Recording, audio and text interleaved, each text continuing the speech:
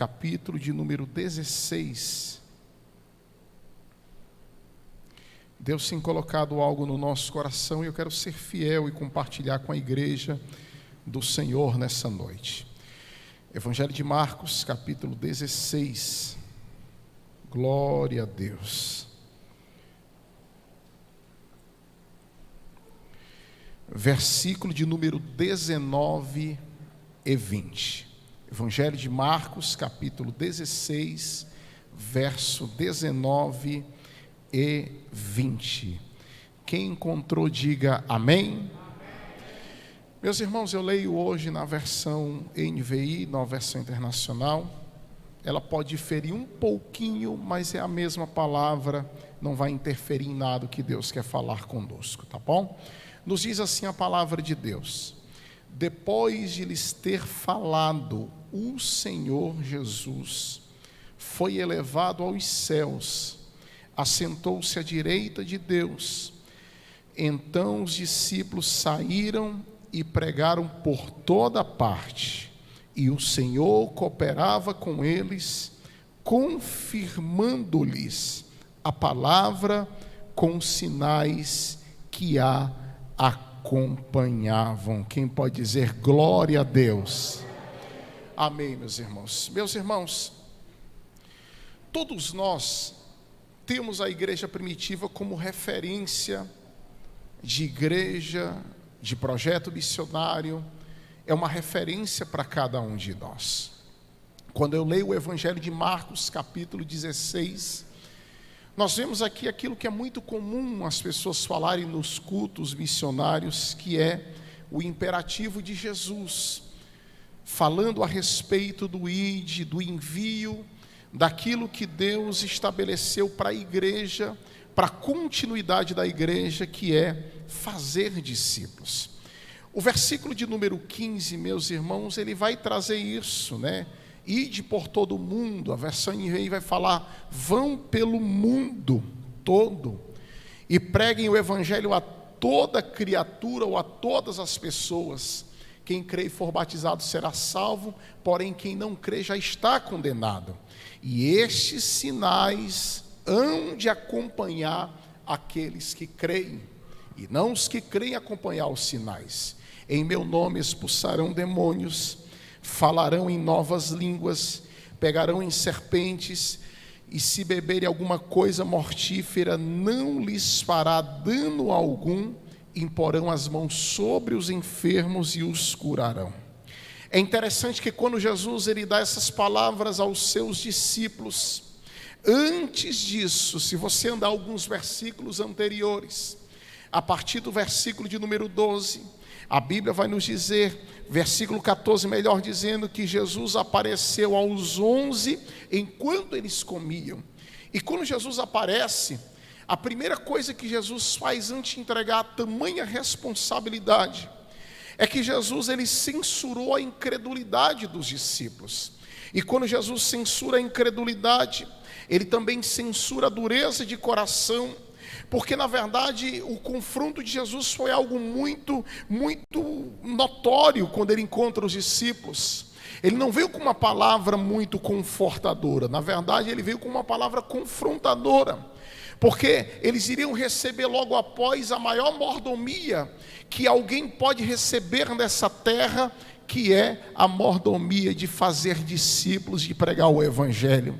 E Jesus precisava censurar a incredulidade, a dureza de coração.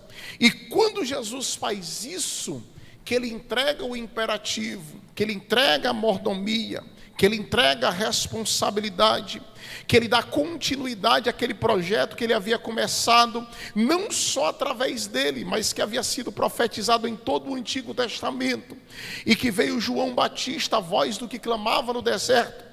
Quando ele dá essa continuidade através da sua palavra, a Bíblia diz que um dos maiores acontecimentos do ministério de Jesus ocorre logo em seguida.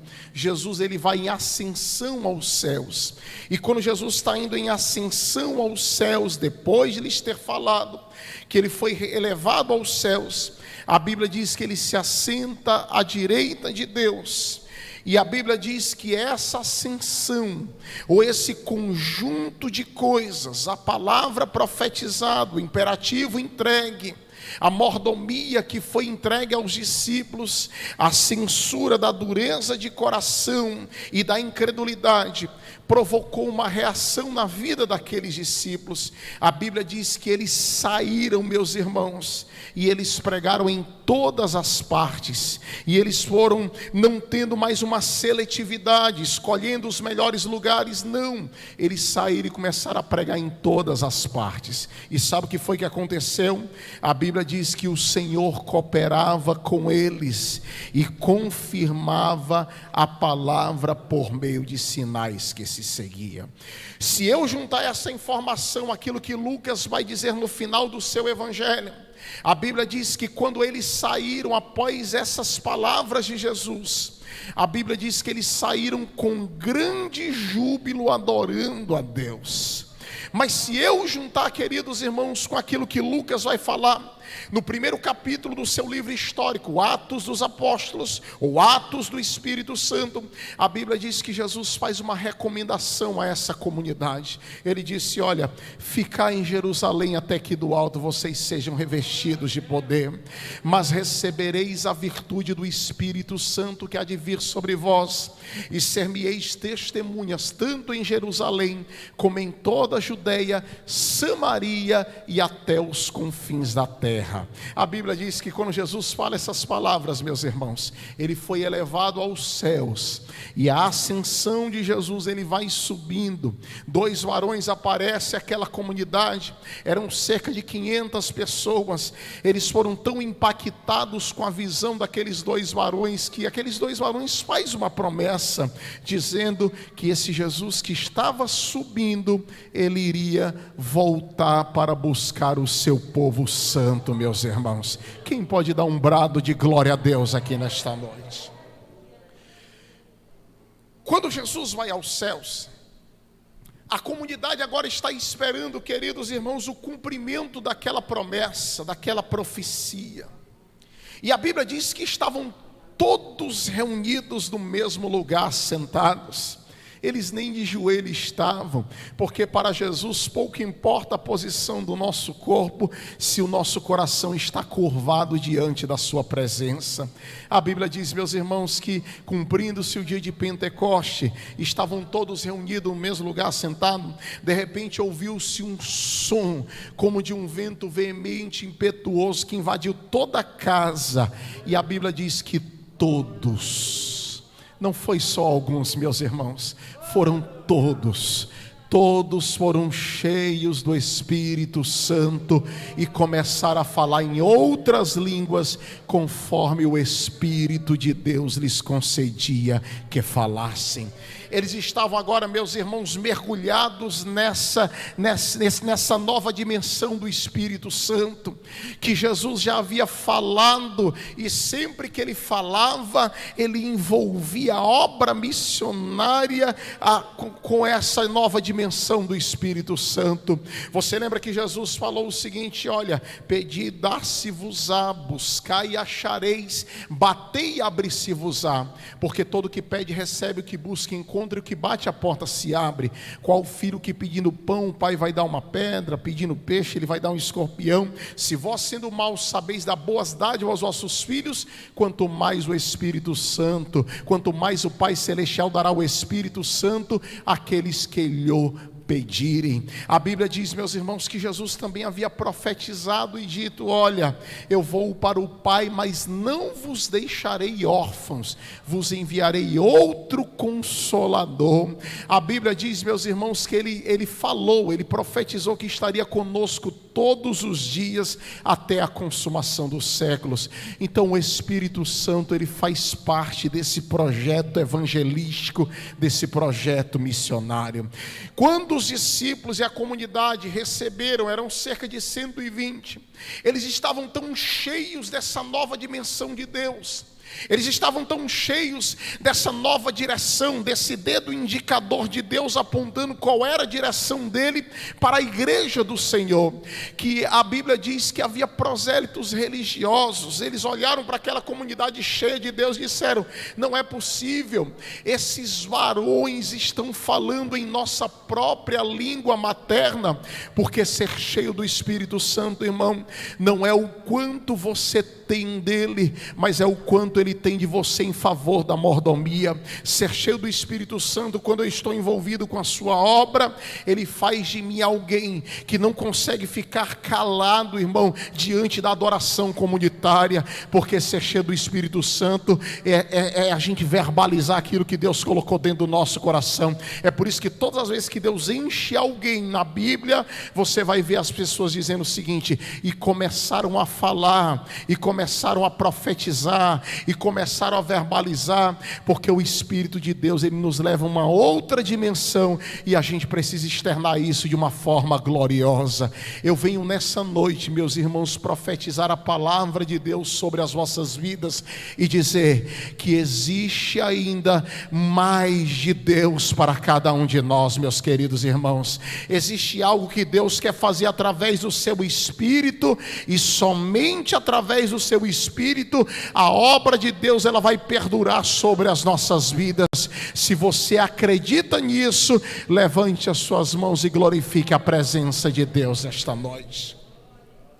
Quando essa comunidade recebe o Espírito de Deus, que eles começam a dizer: olha, eles falam na nossa própria língua materna, estão cheios de mosto, embriagados, é essa hora do dia.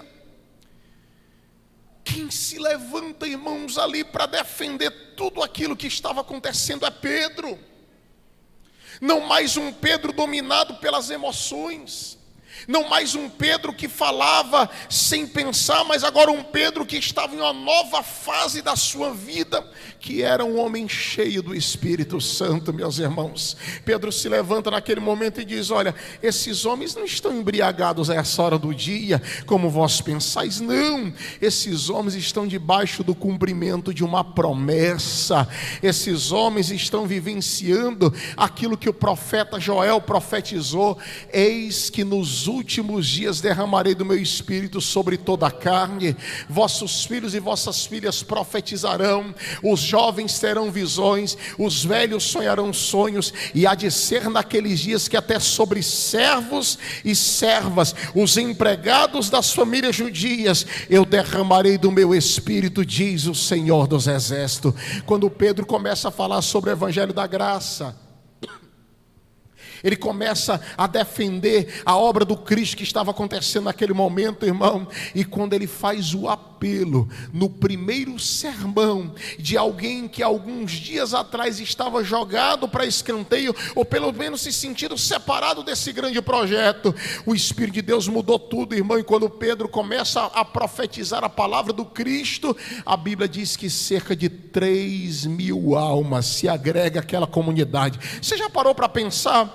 Um homem pregar e 3.000 almas se decidirem para Cristo, queridos irmãos. Isso foi obra do Espírito Santo sobre a vida daquele homem, irmãos. E eu poderia passar a noite inteira falando só a respeito de fatos no livro histórico de Atos dos Apóstolos, mas o que Deus falou no meu coração para essa noite é algo interessante. Por que triunfou a igreja primitiva? Por que essa igreja avançou tanto? Por que essa igreja conseguiu perdurar e ainda hoje ela é uma referência para cada um de nós? Por que a gente, quando lê o livro de Atos, a gente se empolga tanto e quer vivenciar essas verdades infindas nos nossos dias odiernos? E quando a gente vai folheando, a gente vai vendo, irmãos, era comum no livro histórico, na igreja primitiva, meus irmãos, as pessoas receberam o Espírito Santo, o batismo com o Espírito Santo, como uma obra subsequente à salvação. Era comum, queridos irmãos, os milagres acontecerem, o paralítico saltar na porta da igreja, entrar e glorificar a Deus, e as pessoas olharem para aquilo e magnificar o Deus Todo-Poderoso. Por que essa igreja, ela ainda hoje, ela serve serve como referência. Nós olhamos para ela e queremos imitar, ou pelo menos chegar perto daquilo que eles vivenciaram. E eu quero falar pelo menos de 3 coisas rapidamente nessa noite, porque essa igreja triunfou. A primeira razão que fez essa igreja triunfar é a visão celestial.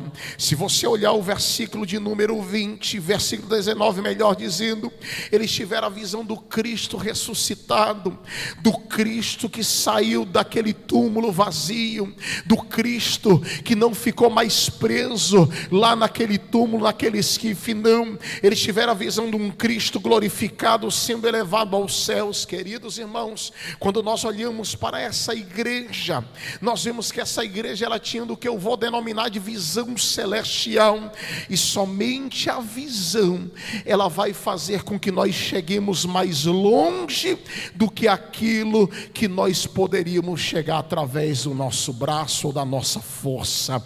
A visão celestial é enxergar antes daquilo ser concretizado. Há um homem que eu admiro no mundo chamado Myles Monroe. Esse homem ele morreu alguns anos atrás, vítima de um acidente aéreo.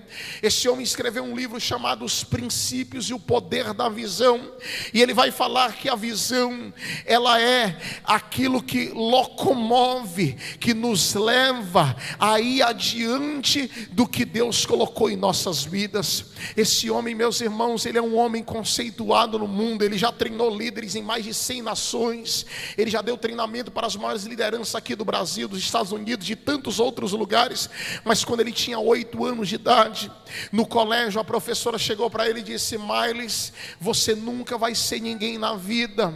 E ele, sem entender, ele perguntou: por que, tia? E ela disse: porque você é preto, porque você é feio e porque você é pobre, você não pode chegar a lugar nenhum. Esse homem era um homem simples, aleluia, do continente americano, de um país muito simples. E quando ele recebe essas palavras, ele quis baixar a cabeça, mas ele não baixou a cabeça, porque ele tinha uma mãe que orava pela vida dele, meus queridos irmãos. Ele tinha uma mãe que acreditava naquilo que Deus havia profetizado sobre a vida dele, porque a visão, ela vai levar a gente adiante mesmo diante das calamidades, das situações que nós vivenciamos.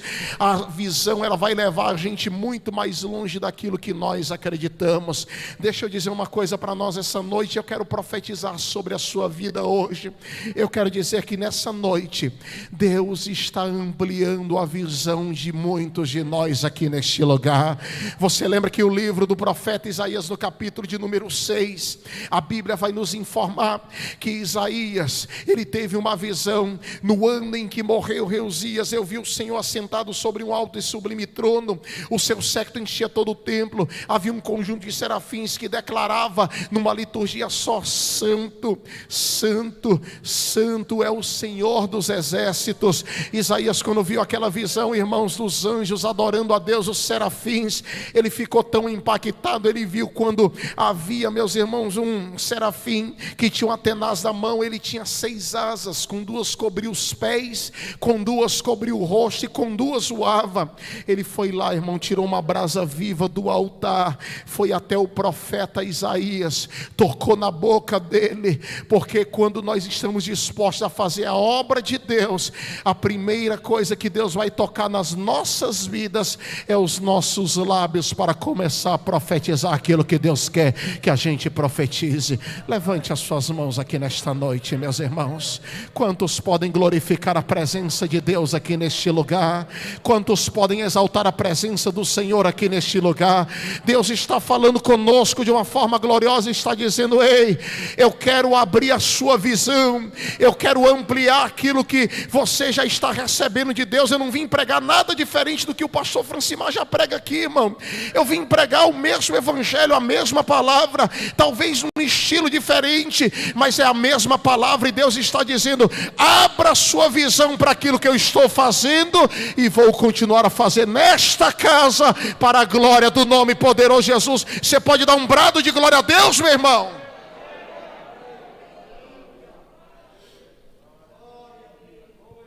É a visão que vai levar a gente adiante.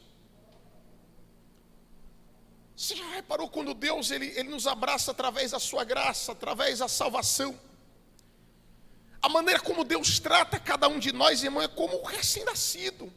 Todo culto que a gente vai, parece que Deus está falando com a gente. Toda oração Deus está profetizando algo para a vida da gente. Toda vigília parece que Deus ele escolhe aquela vigília para falar com a gente. Porque na verdade Deus, ele vai trabalhando de uma forma a entregar visão a cada um de nós. E a gente parece que está vivendo uma crise vocacional. As pessoas esquecem as promessas que Deus fez para a vida delas quando elas eram neófitas, novas na fé. Nos tempos de calamidade, irmão, a gente parece que esquece aquilo que Deus falou a respeito de cada um de nós. A gente saiu de um lockdown agora. Quantas pessoas chegaram para mim e disseram assim: pastor, olha, eu adquiri tanta coisa, estresse, ansiedade. Eu estou vivenciando uma situação que eu não consigo mais controlar. Nós estávamos numa situação, irmão, que estava aquém do nosso controle. Nós não tínhamos direito de ir e vir, liberdade. A gente estava totalmente fechado, confinado a uma situação que fugiu ao nosso controle. E o resultado disso é que tanta gente, irmão, entrou numa crise de ansiedade, de estresse. Alguns adquiriram transtornos ao longo desse período. Quantas pessoas estão depressivas? E por falar nisso, a consequência disso é esqueceram as promessas de Deus, entraram numa crise vocacional, não conseguem mais enxergar através da visão de Deus aquilo que Deus pode fazer através das suas vidas, querido. A igreja primitiva estava debaixo de perseguição do Império Romano, estava debaixo de tanta coisa, mas isso não impediu eles de avançar, porque eles estavam debaixo da visão celestial, a visão que Deus havia dado a cada um deles. O apóstolo Paulo, quando chega na região de Listra, Icônio e Derbe, ele foi apedrejado e tirado como morto daquela região. Você pensa que Paulo baixou a cabeça e foi embora porque foi apedrejado? Não! Ele retorna para o mesmo lugar, começa a pregar a palavra. E quando ele está pregando a palavra, Deus abre a porta da palavra, porque só Deus pode fazer isso, irmão. E quando ele volta para a comunidade para dar o relatório, você pensa que Paulo vai chegar e vai dizer: gente, foi tanta pedrada, foi tanto... Não, ele disse: uma grande porta se abriu para a pregação do evangelho, porque o foco dele não era na pedrada e na perseguição, mas era na visão que Deus estava estabelecendo sobre eles. Erga suas mãos aqui nesta noite, meu irmão, em nome de Jesus. Deus está nessa noite ampliando a nossa visão, abrindo a nossa visão celestial para um grande projeto que Ele vai usar você e a igreja neste ano de 2021. Você crê nisso e pode dar glória a Deus essa noite? Segundo lugar, a igreja primitiva avança ou triunfa porque ela tinha coragem. Ela tinha aquilo que eu vou chamar de arrojo da fé. Você já viu alguém dizer assim: fulano é alguém arrojado, fulana é arrojada? Arrojado ou arrojado vem de corajoso. Arrojo significa coragem. Essa igreja, irmão, tinha coragem na fé, arrojo da fé. O texto diz assim: e tendo eles partido, pregaram em todas as partes. Irmão, esse é o segredo da igreja triunfar. Esse é o segredo das frentes evangelísticas. É pregar em todas as partes. E é isso que o nosso pastor está sempre ministrando, que os pastores e dirigentes estão sempre ministrando. É tentar restaurar isso no nosso coração novamente, meus irmãos. Se lembra de um tempo, irmãos, que não faz muito tempo, e que a gente não tinha seletividade de lugares para pregar o evangelho. Eu comecei pregando o evangelho, não foi no microfone. Aliás, isso aqui, pouco eu prego no microfone, irmãos. Eu comecei pregando evangelho na rua, no evangelismo pessoal, local da igreja, nos hospitais, nos presídios, nos ônibus, nos terminais. E eu lembro de um tempo, queridos irmãos, irmão Cláudio, que quando a gente chegava nos locais, irmão, a gente encontrava aqueles grupos de crente pregando a palavra, pregando o evangelho. A gente encontrava aquilo que a gente chama hoje de grupos de vida, os grupos familiares, irmãos, orando, buscando a Deus, as pessoas se convertendo. Eu lembro que quando aceitei a Jesus, o nosso conjunto de jovens era 12 jovens. E quando lançaram um projeto evangelístico e disseram, irmão, nós vamos evangelizar de casa em casa, evangelismo através do relacionamento. Aquele que abrir a porta, nós vamos saudar e vamos entrar e vamos nos relacionar e vamos pregar o evangelho através do relacionamento. Eu lembro que naquele ano, em um ano, nós saltamos de 12 jovens para quase 100 jovens numa igreja de porte médio. A igreja era pequena, ela precisou começar uma obra de construção, porque já não comportava mais. Um avivamento de Deus veio sobre aquela localidade, irmão. Mas sabe por quê?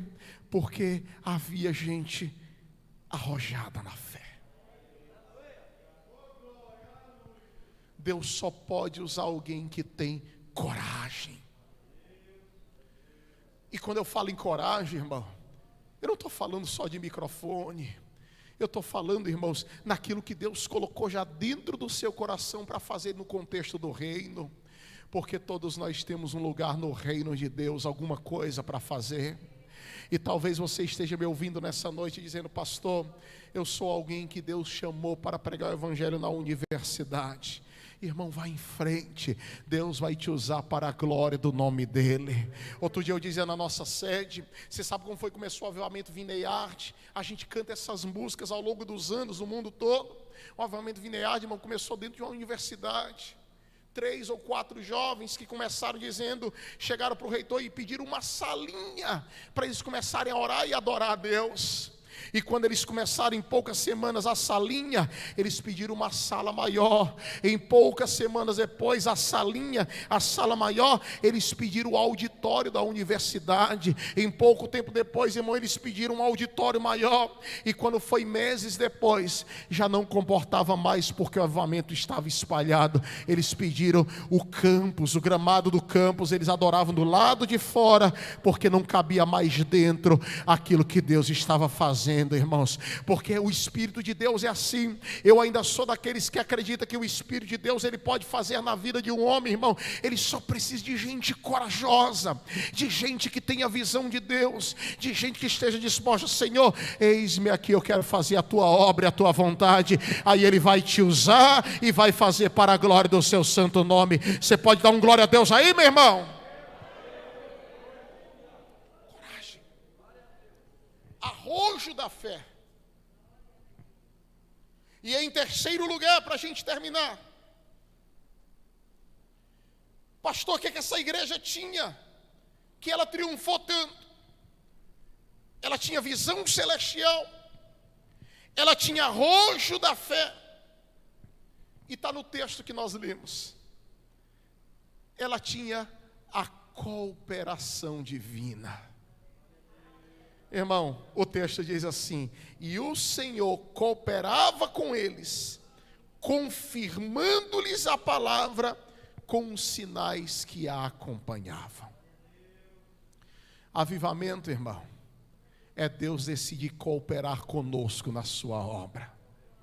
Eu posso chegar aqui, saltar, pular, rodopiar, aliás, eu nem consigo, irmão, por causa do peso, mas avivamento é quando Deus decide cooperar conosco. É quando Deus, ele abre a porta. Você lembra que João, lá na ilha de Patmos, ele estava numa prisão domiciliar. Ele não tinha saída, irmão. João era o discípulo ao qual Jesus amava. Era aquele que colocava a cabeça sobre o seio, sobre o ombro de Jesus.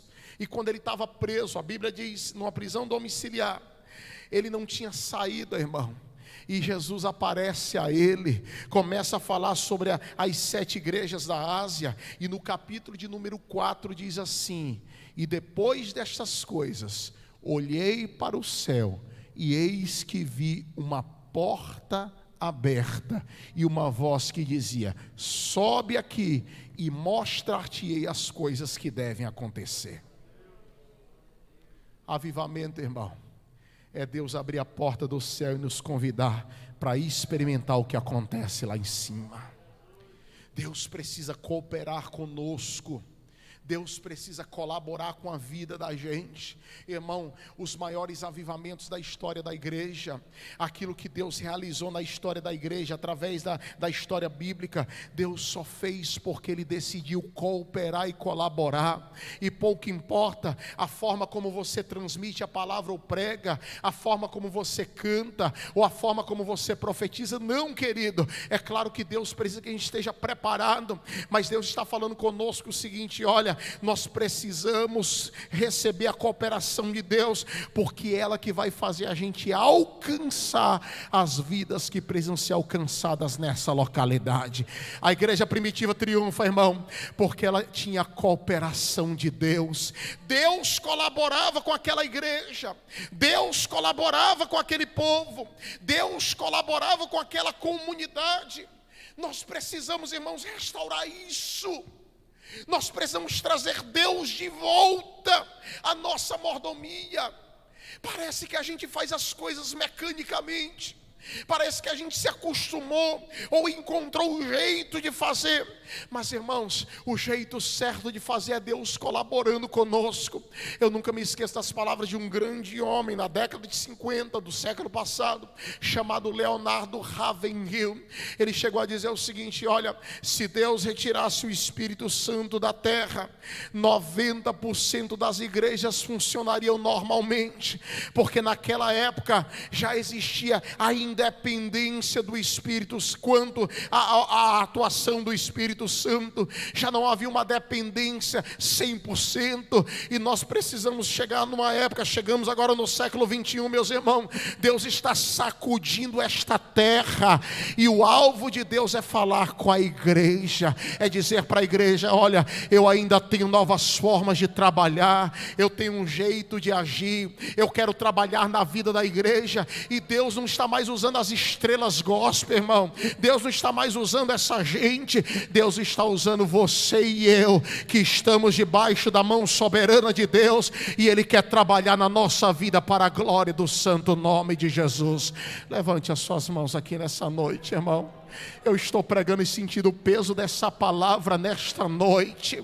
Eu vejo uma urgência de Deus aqui nesta obra.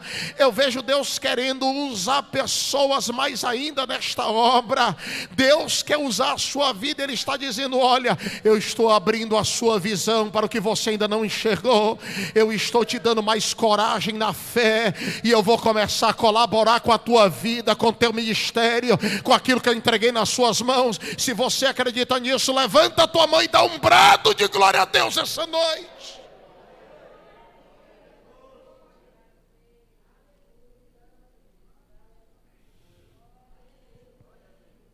Nós somos saudosistas demais. E agora, irmão, a gente já começa a entrar no final. Eu não vou passar no horário. Nós somos saudosistas demais. Você já viu o que é uma pessoa saudosista? Aquela pessoa que ela olha para tudo aquilo que aconteceu nos anos anteriores e se esquece que Jesus Cristo é o mesmo ontem, hoje e será eternamente, irmão. Jesus continua batizando com o Espírito Santo, meus irmãos. Jesus continua fazendo a sua vontade, estabelecendo o seu reino. Jesus continua usando os seus instrumentos na terra. Jesus continua usando liderança. Jesus ainda continua trabalhando de uma forma especial. A questão é que a gente parece que é saudosista demais. Congresso é aquele de antigamente, de 1900 e alguma coisa. Não, irmão. Deus quer trabalhar hoje. Deus quer agir na sua vida hoje. Deus quer trabalhar na sua vida hoje para a glória do seu santo nome. Ele quer te levantar hoje de uma forma especial. Ele quer fazer você triunfar para a glória do nome de Jesus. Fiquemos de pé nessa noite, meus irmãos, no nome do Senhor.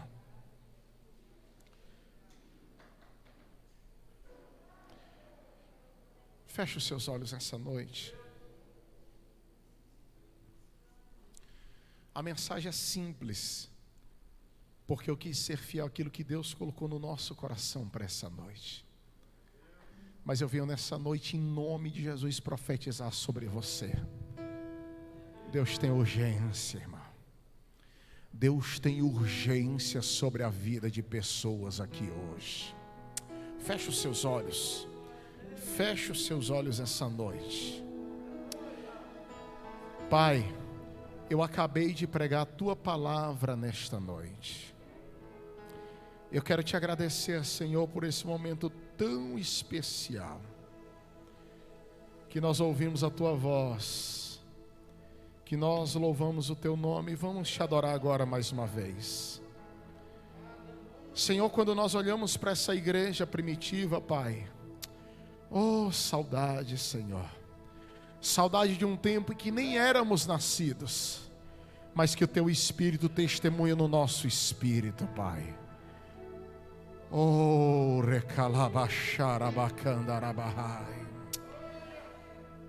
Senhor, nessa noite eu quero Te pedir, vem com a Tua glória, Senhor. Vem com a Tua graça, Senhor. E cumpra-se nessa noite somente aquilo que o Senhor quer fazer e realizar para a glória e para o louvor do Teu santo nome. Se você acredita nisso, minha irmã, coloque a mão sobre o seu coração e comece a glorificar a presença de Deus aqui nesta noite. E comece a adorar a presença de Deus aqui neste lugar. Vamos adorar forte o nome do Senhor nessa noite. Vamos adorar o nome do Senhor, porque Ele está presente aqui neste lugar hoje. Ele quer abrir a nossa visão, Ele quer nos dar arrojo da fé, e Ele quer começar a colaborar mais com a gente neste lugar. Se você acredita, não fique de boca fechada, abra os seus lábios para glorificar a presença dEle. Ele está presente aqui hoje.